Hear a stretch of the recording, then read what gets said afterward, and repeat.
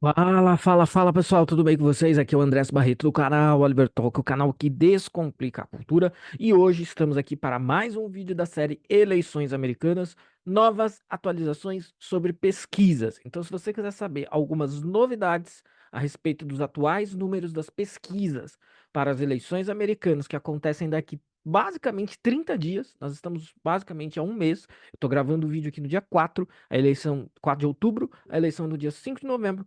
Fica até o final do vídeo para você entender o que a gente está vendo a partir das pesquisas, certo? Então, conto com vocês aí até o final. E é o seguinte, minha gente, nós já tivemos um vídeo sobre as pesquisas, que eu recomendo que quem não viu veja. Está aqui na playlist das eleições americanas, que eu recomendo também que vocês vejam e recomendem os outros vídeos, né? Eh, no que diz respeito às pesquisas, naquele primeiro vídeo eu falei um pouco sobre aspectos que são necessários de serem explorados quando a gente analisa as pesquisas. Eu não vou trazer todos aqueles fatos novamente. Na verdade, eu não vou trazer nenhum deles porque eles já estão lá. Eu não teria nada de novo. Então, tudo que eu falei sobre metodologia, tudo que eu falei sobre se nós devemos ou não confiar nas pesquisas, quais institutos de pesquisa entregam resultados melhores, quais institutos de pesquisa erram mais e para quem erram, né, para que lado erram. Tudo isso está lá no outro vídeo das eleições americanas. Esse aqui é apenas uma atualização, tá? Até mesmo porque eu acho que as atualizações jogam em favor do que eu disse naquele vídeo, tá? Então, eu vou mostrar para vocês mais uma vez o Real Clear Politics, que é aí o melhor agregador de pesquisa, de informação sobre eleições americanas que eu conheço. E vou mostrar também alguns tweets que pescam informações daqui e dali, como eu disse naquele vídeo também, a quantidade, a abundância de informação no que diz respeito à pesquisa e aquelas minúcias que a gente tem que prestar atenção para entender o que está por trás das pesquisas, eu tenho compartilhado muito lá. Então, se você tem Twitter e me segue, lá eu estou compartilhando algumas coisas. Se não, eu vou fazer um apanhado geral aqui de por que eu acho que a gente está num cenário positivo para o Trump como nós nunca vimos, né? Nós obviamente não vimos em 2016, nós também não vimos em 2020. Em 2020 a gente acreditou por causa de 2016 que a gente poderia ter uma vitória do Trump, apesar das pesquisas, porque as pesquisas haviam errado. E nós temos também a questão da fraude, que eu também explorei no último vídeo sobre eleições americanas, que parece que a coisa foi, em 2020, foi uma das mais graves nesse quesito, certo? Então é o seguinte, tá, gente? Nós temos aqui o RCP, né, o Real Clear Politics, ele vai, conforme as pesquisas vão saindo, eles vão atualizando todo o quadro de informações, certo? É, o quadro atual, né, do dia de hoje é este. Nós temos 215 delegados, muito provavelmente indo para a Kamala Harris. Nós temos 219 delegados indo, muito provavelmente, para o Trump. E nós temos 104 delegados em aberto, que são aqueles que vão determinar quem ganha, né? Desses toss-ups aqui que eu falei, né, que é aquele que pode ir para um lado, pode ir para o outro, nós temos Arizona, Georgia, Michigan, Minnesota, Nevada, Carolina do Norte, Pensilvânia, Wisconsin e Nebraska 2, Distrito 2 de Nebraska. Ah, e olha só que curioso, o RCP colocou Minnesota entre os toss-ups, né? O que isso quer dizer? Primeiro, Minnesota é um estado que foi considerado por muito tempo um estado democrata sólido, e agora ele foi arrastado, né, para a lista dos pêndulos, né, daqueles que podem variar. E eu acho que a gente ainda tem que olhar a Virgínia, né? A Virgínia tá como um Lynn Harris no RCP, mas como eu disse no vídeo anterior sobre pesquisas, a gente tem que prestar atenção nas sutilezas. Então, é, num estado normalmente sólido para o candidato democrata, como a Virgínia, se a margem é pequena, isso pode ser um indício muito precioso, tá, gente? Porque assim, se a gente pensa nas pesquisas pesando a mão para os democratas, e a maioria dos institutos aparentemente faz isso, eles não vão fazer isso nos estados que já são garantidos para os democratas.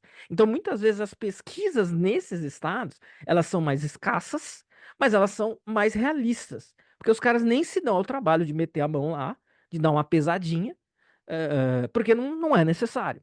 Esse é o caso de Minnesota e da Virgínia. A Virgínia continua como Lynn Harris e Minnesota foi eleito toss-up. Lembrando que o Tim Walz, que é o vice da Kamala, é governador de Minnesota. E sempre que você tem o candidato do estado, você espera que ele arraste o estado consigo. E desde que o Tim Walz foi escolhido como vice, os números, quando antes da escolha, Minnesota era um estado azul. Mas as pesquisas indicaram aí uma diminuição do gap, coisa de 4, 5%, que em algumas pesquisas coloca basicamente dentro da margem de erro, né? E eh, isso fez com que o Estado fosse arrastado aí para os pêndulos, né? Para os toss-ups. Então, isso é um indício também muito interessante para a gente prestar atenção. Minnesota, com certeza, é mais um caso desses. Os caras nem se preocupam em meter a mão nas pesquisas, porque já é favas contadas, é barbada. E se nesse estado está tendo esse dado oriundo das pesquisas, é um sinal positivo para a gente pensar o Donald Trump ganhando a corrida, certo? E aí a gente pode dizer que se eventualmente, eu acho até que no fim das contas o Trump não vai ganhar Minnesota, mas se a margem está muito apertada em Minnesota, é muito improvável que no fim das contas a gente não possa bater o martelo que o Trump vai ganhar e que ele não acabe ganhando, por exemplo, em Wisconsin, Michigan e Pensilvânia, tá? Então, isso é uma coisa muito interessante também. A gente tem que lembrar de 2020, onde o Trump estava ganhando na Geórgia, na Pensilvânia, no Wisconsin, e a gente teve a viradinha da madrugada.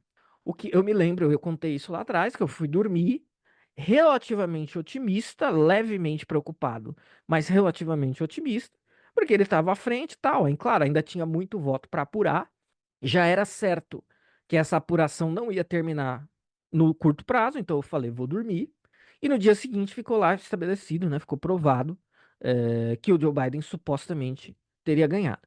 Isso que eu acabei de falar para vocês pode ser um indício também, caso você esteja desejoso que o Trump vença e você pretenda ir dormir cedo no dia, você pode esperar os resultados.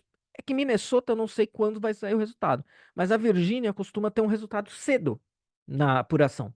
Então, se eventualmente até a Kamala Harris ganha na Virgínia, mas ela ganha pelas margens que as pesquisas estão indicando agora, de 5, 4, 3% de vantagem, é assim, você tem um bom indício de que você poderá ir dormir tranquilo. Porque se a margem se confirmar apertada na apuração, a gente tem um indício de que muito dificilmente a coisa está apertada na Virgínia e o Trump está perdendo nos demais estados do Rust Belt, tá? Então, para quem não for poder acompanhar madrugada adentro os resultados, eu já estou te dando a chave aí para você ter um bom indício na hora de conferir, tá? E eu vou abrir as pesquisas novamente aqui, vou abrir a de Minnesota, vou abrir a da Virgínia, mas quero dizer também que, então, olha só, vamos observar aqui. Os estados que eu citei como toss-ups são esses que estão em cinza aqui no mapa. E eu tenho acompanhado diariamente as pesquisas, né? As pesquisas que estão saindo. Esses que são os estados onde mais são encomendadas pesquisas, por razões óbvias, né? Porque, ao fim e ao cabo, são os estados que vão decidir as eleições. O Trump tá bem no Arizona, o Trump tá bem na Carolina do Norte, o Trump tá surpreendentemente bem em algumas pesquisas, até com 2% de vantagem na Pensilvânia. E a boa parte das pesquisas estão mostrando a coisa bem apertada no Wisconsin, que eu acho que tem uma tendência maior a votar nos republicanos, e até no Michigan, que não tem essa mesma tendência, né? Então, isso, obviamente, que também são indícios. Se a coisa está apertada no Wisconsin e no Michigan, é sinal que ela está boa para o Trump em alguns outros estados, por analogia, por dedução, né? Isso nunca é tão simples assim, mas a gente tem um bom caminho para analisar a coisa, o que é um sinal positivo caso você esteja esperando que o Trump ganhe a eleição. tudo isso que eu estou falando é tão verdade que, olha só, aqui onde eu estou passando a seta, o Trump tem uma vantagem de 0,1% na média das pesquisas em todos os battlegrounds, ou seja, em todos os estados onde a batalha é mais acirrada, é mais apertada, nós tem um tal número de pesquisas indicando aí um cenário favorável ao Trump que ele já conseguiu até essa pequena vantagem, ainda que no nível nacional a média do RCP seja de mais 2,2 para Kamala Harris. Lembrem o que eu disse lá atrás. Uma vantagem nacional de 2 a 3% para Kamala Harris significa provavelmente uma vitória do candidato republicano, tá? Porque os estados. Teve uma pessoa que fez um mapa muito interessante, que a pessoa falou: olha, se o democrata ganhar com boas folgas em Nova York, na Califórnia, em Nova Jersey, ele ganha o voto popular, muito provavelmente, mas ele perde a eleição. O outro candidato pode ganhar todo o resto, vai ganhar os delegados e vai ser eleito, obviamente, mas vai perder o voto popular. Então, isso mostra a dimensão de como as pesquisas nacionais e o voto popular, eles têm que ser entendidos dessa forma mais matizada, né? Como eu expliquei para vocês lá atrás. Então, ou seja, o cenário razoavelmente positivo para o Trump, que eu indiquei no outro vídeo sobre as pesquisas, ele se consolidou desde então. Claro, tudo pode acontecer. Eu sei, mais uma vez eu digo, não é isso que vocês querem ouvir de um analista de eleições, né? Vocês não querem ouvir que tudo pode acontecer, vocês querem ouvir o que vai acontecer. O que eu quero dizer com tudo pode acontecer? Pode ter uma mudança, pode ter um evento, uma catástrofe natural, como está tendo, né? Que está atingindo a Carolina do Norte, a Virgínia, que pode afetar as eleições, pode afetar o número de pessoas que saem para votar, e isso pode causar problemas aí para um candidato X ou Y, a depender do cenário. Tem o elemento da fraude pairando ah, ah, no ar, embora, como eu tenha dito, muitos estados melhoraram as suas legislações para a conferência eleitoral, tá? E se a gente. Agora vamos aqui enfiar o pé na jaca um pouquinho. Se a gente imaginar que mesmo em 2020, quando as pesquisas, de certa maneira, acertaram, mas elas não acertaram pela margem, né? O Donald Trump deu uma encostada, né? As pesquisas estavam dando uma margem mais larga do que ela realmente foi. Então, e em 2016, então, nem se fala. Então, se a gente considerar que as pesquisas sempre erram a favor do democrata e contra o republicano, a gente tem um cenário muito positivo aí para imaginar, né? A ponto de já ser possível falar em superar a fraude teria que ser de uma escala ainda maior para dar conta disso, e a gente tem legislações um pouco melhores em alguns estados, principalmente os estados mais problemáticos de 2020, Arizona, Geórgia, Carolina do Norte, né? E a gente tem os erros normais das pesquisas.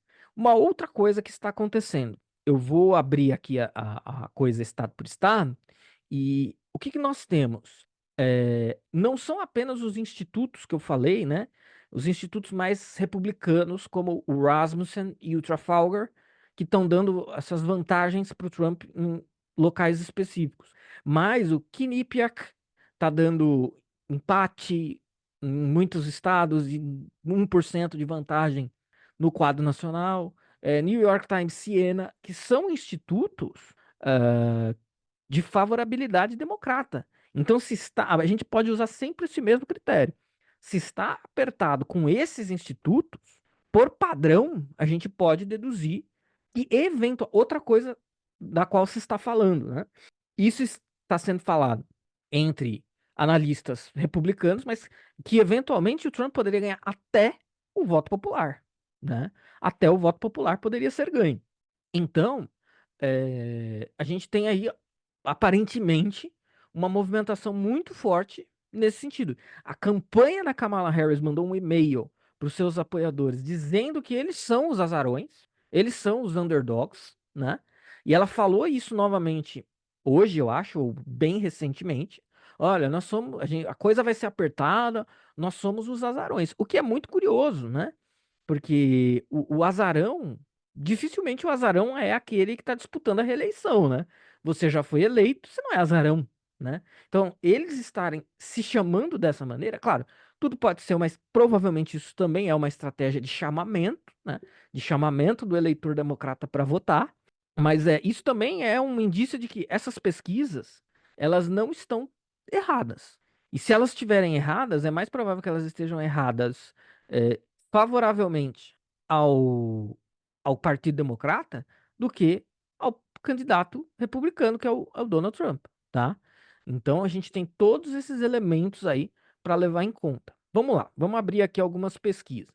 Eu vou começar pelo mais curioso, né? Ó.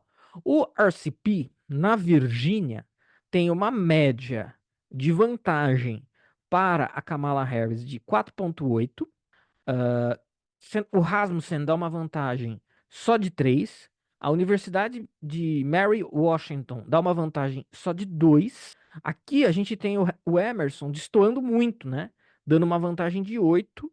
E o Washington Post dando uma vantagem de 8 também. O que afeta muito essa média, tá? Então talvez seja razoável a gente imaginar uma vantagem de 3,5% para Kamala Harris na Virgínia. Isso é um indício que certamente acende o sinal vermelho no bunker da Kamala Harris, né? Se tá mal assim na Virgínia, isso é extremamente preocupante, né? E aí nós já temos isso daqui até aqui para comparar. Nós temos a vantagem oficial aqui, né? 4,8. Qual foi a vantagem do Joe Biden? Foi de 9,4 em 2020. E a vantagem da Hillary numa eleição que o Trump ganhou foi de 5,4. Hoje é 4,8. Então nós temos um indício aí bem problemático para a Kamala Harris e a sua campanha. Vamos dar uma olhadinha aqui no Minnesota, que virou até toss-up, né? Olha lá, a média é menor até que da Virgínia, é 4,7, né? E nós temos aqui uma pesquisa dando mais 6, que acaba afetando a média, tá destoando do restante e acaba afetando a média. E a que dá mais 3 é a mais recente, embora seja do Rasmussen, que é um instituto, digamos assim, mais republicano. Mas a margem de erro do Rasmussen é pequena, tá? Esses institutos, eles são republicanos? Sim, mas eles são sérios. Se você olhar a margem de erro e o quão próximo eles chegaram nos últimos pleitos, a gente vai ver que, apesar dessa preferência deles, eles são muito honestos naquilo que eles fazem.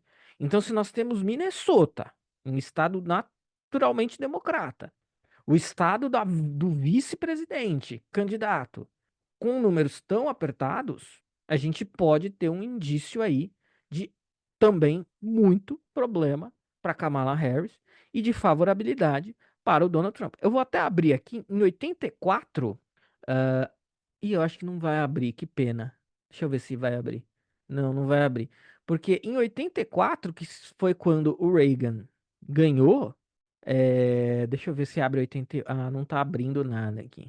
Hum, Em 84, que é quando o Ronald Reagan ganha com um landslide, é, eu vou até ver se eu abro isso aqui no Google, que no Google tem. O único estado que o Reagan não ganha é Minnesota. Então, 1984, elections, Reagan. Vamos colocar aqui. Ah lá, exatamente isso que eu falei para vocês, né? Em 1984, né, o Reagan ganha a Califórnia, que é uma coisa inimaginável nos dias atuais, né? Ele ganha basicamente no país inteiro, só perde em Washington DC e no Minnesota, totalizando 13 delegados, tá? Então, ou seja, o Minnesota é um blue state nesse nível, né? Vamos ver aqui se a gente tem. Eu acho que eles tiraram para não gerar confusão, não tem resultado de nenhuma outra eleição aqui. Mas, assim, veja, eu só estou tentando mostrar para vocês o quanto isso pode ser um indício importante, um indício para se prestar atenção. Agora vamos lá.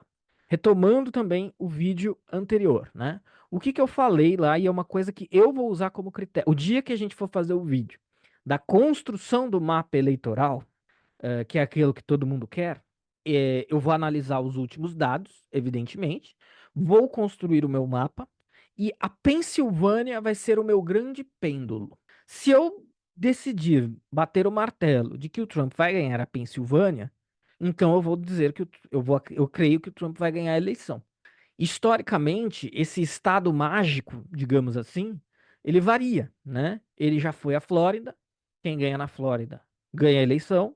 Ele já foi Ohio, quem ganha Ohio ganha a eleição. Isso acabou se frustrando porque em 2020 o Trump ganhou Ohio, mas perde a eleição.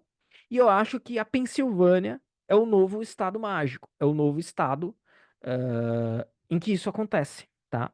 Então vamos dar uma olhadinha nas pesquisas mais recentes na Pensilvânia. Nós temos, olha só, nós temos muito empate, né? Muito instituto dando empate. Então, por exemplo, a Fox News, que apesar de ser da Fox, como eu alertei lá no vídeo anterior, dá empate e é um instituto que erra em favor dos democratas. O Atlas Intel, que é um instituto de extremíssima qualidade, né? Tá dando mais 3 pro Trump. Trafalgar, mais 3 pro Trump, né?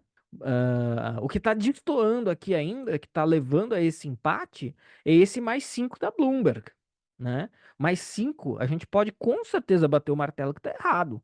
Ninguém tem uma vantagem superior a 2 aí. Seja o Trump, seja a Kamala, ninguém tem mais do que 2 de vantagem. Então, isso aqui também está afetando a média, né? Por isso que a gente tem que encarar essas médias, a média geral do RCP, a média nos battlegrounds, todas as médias, a gente tem que encarar com um ceticismo, né? Com uma matização, porque a gente tem essas pesquisas meio fajutas que afetam a média. Ah, então, hoje, com esse cenário aqui, hoje eu diria que o Trump leva a Pensilvânia, e se ele leva a Pensilvânia, ele leva a eleição, tá? Em 2020, vejam só, em 2020, o Biden ganhou só com 1,2% de vantagem. Claro, em 2016, o Trump leva só com 0,7%. Por quê? Porque a Pensilvânia é, assim, um estado pêndulo por excelência. A coisa é apertada. Essas porcentagens aqui, elas representam um número muito pequeno de votos, numericamente, votos absolutos, né? Então, por isso que a questão da fraude é relevante, como eu disse, e por isso que qualquer intercorrência, desastre natural, alguma loucura que eventualmente possa acontecer, pode sim mudar o resultado da eleição de última hora, né? Então, quando a gente fala tudo pode acontecer, tudo pode acontecer nesse sentido, tá? Estados aí que se deve prestar atenção, no meu entendimento. Arizona, dá uma batidinha de olho. Ó, o Trump já está abrindo, na média, uma vantagem de 1,4 no Arizona. Isso é importante também. E nós temos Insider Advantage, Atlas Intel, Emerson, todos dando vantagem. Então, assim, a gente está claramente numa rota de vantagem para o Trump no Arizona, tá? Que mais aqui? E o Wisconsin e Michigan, né? Wisconsin, a média RCP ainda é 0,8, tá? A coisa parece, tem muita gente dizendo que a coisa realmente está apertada. Como eu sigo aqueles perfis que eu falei para vocês, né? Que prestam atenção nisso muito mais diretamente do que eu, e que eles falam muito assim, internal numbers, né? Então, assim, que tanto a campanha, a equipe do Trump quanto a equipe da Kamala, eles têm pesquisas próprias, internas, para uso interno, que não são divulgadas, né? E supostamente o que vaza dessas informações é que a coisa realmente está começando a ficar feia, apertada para o Trump perdão, para Kamala no Wisconsin e no Michigan também. Entre Wisconsin e Michigan, eu vejo como mais provável o Trump ganhar no Wisconsin do que no Michigan. Mas se eu não me engano, eu não tenho certeza, vou abrir aqui para conferir com vocês. Os números estão mais favoráveis ainda ao Trump no Michigan. Eu acho muito. O que que eu acho? Eu acho que é improvável imaginar o Trump ganhando o Michigan e não ganhando o Wisconsin, tá? Então nós temos uma média só de 0,8 acima de vantagem para Harris. Em 2020, essa média era de 6 para o Biden e de 5,5 para Hillary Clinton. As médias das pesquisas, tá? Não o resultado final. O resultado final nós temos aqui embaixo. Ó. O Biden ganha só com 0,7 de vantagem e o Trump ganha com 0,7 de vantagem também em 2016. Ou seja, aquilo que eu falei, sempre a coisa muito apertada. E em 2020 foi um dos estados em que nós tivemos a viradinha da madrugada, tá? Agora vamos ver aqui o Michigan. O que eu falei, ó, o Michigan tá com uma média menor ainda, né? Tá com 0,7 só. tinha 5,7 de vantagem para o Biden, 5,7 de vantagem para Hillary, e, ou seja, olha só, a vantagem era mais ou menos de 6 e o número real acabou sendo 3. Por isso que eu falei que, né, ou seja, foi 3 vezes maior a vantagem no Michigan do que no Wisconsin, porque eu acho que o Wisconsin tem um cenário mais favorável ao Trump do que Michigan. E se tá igualmente apertado no Michigan, é muito improvável que ele pode até perder o Michigan, mas ele ganha o Wisconsin, né? E aí, se ele ganha a Pensilvânia e ganha o Wisconsin, ele dificilmente perde a eleição. Acho que, óbvio, não é impossível, mas é altamente improvável. Então, as médias das pesquisas davam 6 de vantagem e o resultado final foi só 3. Ou seja, as médias erraram aí 50%, né?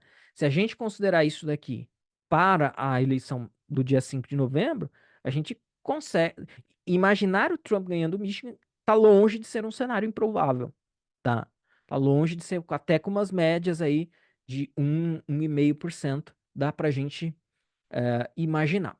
Deixa eu ver. Eu acho que aqui do RCP é isso que eu queria mostrar para vocês, tá? Vamos dar uma batidinha de olho bem rápida aqui na página inicial. Sempre tem alguns dados interessantes ali também. É, Ai, não é esse aqui. Não é o Real Clear Polling, é o Real Clear Politics. Tá mais. Eu prefiro.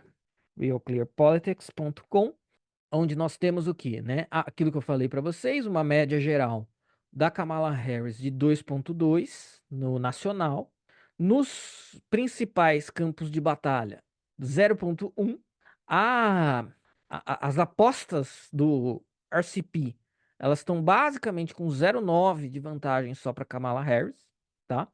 É, outra coisa aqui. Aqui a gente tem os dados dos estados pêndulo, né, que eu falei. Olha só, em 2020, a média dos principais estados era de mais 4 para os democratas, atualmente é de mais 0,1 para os republicanos. Então, assim, ou seja, o Trump está engolindo aí uma vantagem. Ai, caramba, saiu aqui. É que o negócio fica rodando. A vantagem está. O Trump retomou o fôlego de 4 pontos. E mesmo em 2020, ele recupera 6 pontos, onde ele perde com uma votação recorde, em termos absolutos, tá? Então, assim, o cenário é muito favorável. Dentro daquilo que a gente pode considerar muito favorável, tá? Então, ou seja, é, se a gente considerar 2016, 2020, 2024, assim, é disparado, mas assim, loucamente disparado o cenário mais vantajoso, tá? Tem algumas pouquinhas coisas que eu quero compartilhar com vocês, que eu compartilhei no meu Twitter aqui, a respeito disso. Ah, sim, ó, tem esse dado aqui, tá? Que é um dado. A gente ainda tem aqueles dados que é porcentagem de vitória no colégio eleitoral, que é uma outra análise, né? A gente tem a pesquisa em números e a gente tem a probabilidade de vitória, no geral e nos estados. Então, a 32 dias da eleição, num pool da CNN com o Silver Bulletin, nós temos uma probabilidade da Kamala Harris vencer o voto popular de 49% e do Trump 48%. Se isso daqui for um cenário realista, eu acho que é possível, de fato, o que seria assim estrondoso, que o Trump ganhe até o voto popular, tá? E uma probabilidade de quase 70% de vencer o colégio eleitoral, tá, gente? Então, se isto for verdade, né? Bom, se isso for verdade, o Trump vai ganhar, né? Obviamente. E vai ser, assim, uma vitória acachapante até.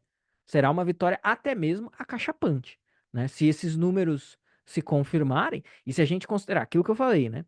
Que a tendência geral é de erro a favor dos democratas e contra os republicanos, a gente pode pensar até em mais vantagem ainda, tá? Tem uma outra coisa de hoje que é do Polymarket. Isso aqui, ó, o Polymarket é um mercado de apostas, né?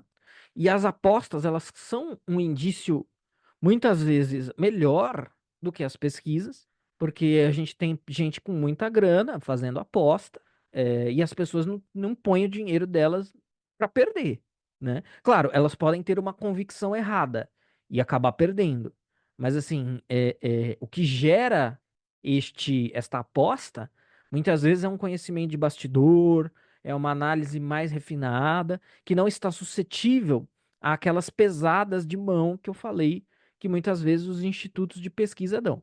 Hoje, né, hoje, a probabilidade de vitória do Trump na Pensilvânia é de 53%, com uma vantagem aí de 6% para ele, né, é, de vencer a Pensilvânia. E se a Pensilvânia é o novo estado mágico, quem ganha na Pensilvânia ganha a eleição, então, né, isso corrobora, isso chancela a minha análise de cenário positivo, de copo meio cheio para o Donald Trump.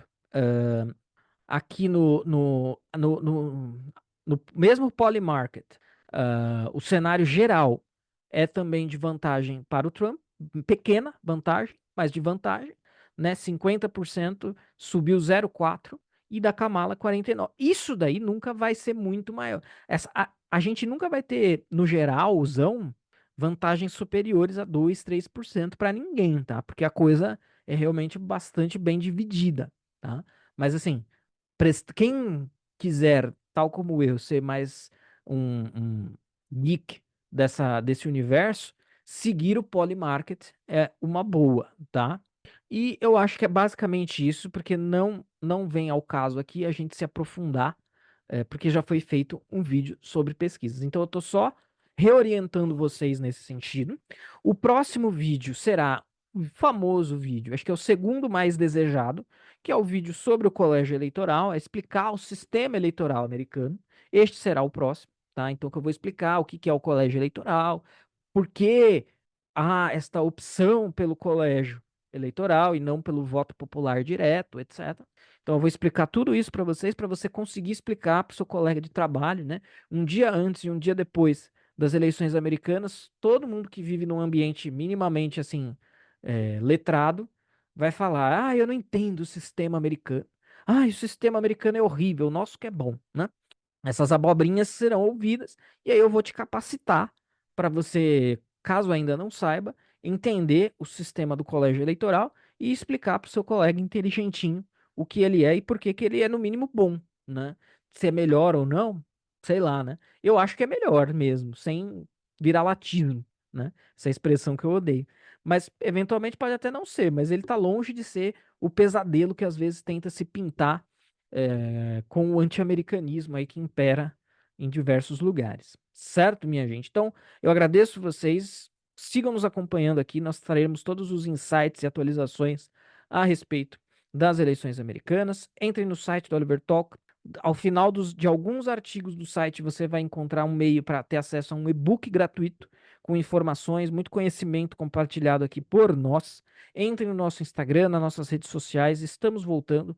Os membros do canal têm acesso antecipado aos nossos vídeos. Então, seja membro pagante do canal para você ter acesso antecipado aos vídeos. Provavelmente o Oliver e eu faremos algumas lives, né? A gente está tentando se planejar para fazer pelo menos uma live por mês. Quem estiver ao vivo assiste, assiste depois apenas membros. E também você pode ter, dependendo do tipo de membro que você se torna, você pode ter acesso às nossas aulas do Teatro das Ideias, nosso programa de formação, certo, minha gente?